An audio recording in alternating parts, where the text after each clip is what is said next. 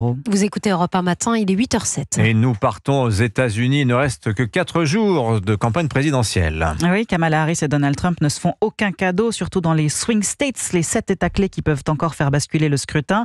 Scrutin d'ailleurs extrêmement complexe. Plus de 60 000 Américains ont déjà voté par anticipation. Et ce n'est que le début d'un processus fédéral légèrement archaïque, Nicolas Tenef. Oui, le 5 novembre est en fait le dernier jour du scrutin. Plus de 57 millions d'Américains sur les quelques 244 millions d'inscrits ont déjà voté dans certains États depuis septembre.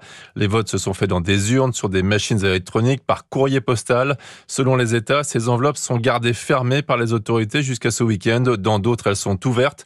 En Arizona, il est possible de voter à la présidentielle sans être américain, mais il faut l'être pour le scrutin local qui se déroule en même temps.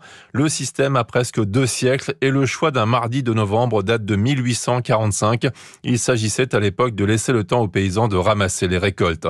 Cette complexité est supposée faciliter le vote de tous, mais elle introduit tous les ingrédients du doute sur les résultats qui restent discutables des semaines. Les 3000 comtés au niveau local ont jusqu'au 11 décembre pour en obtenir la certification. Et ce n'est qu'au Congrès, le 6 janvier, que le président du Sénat annoncera le résultat officiel, jour choisi il y a 4 ans par les partisans de Donald Trump pour envahir le Capitole. Nicolas Tenef.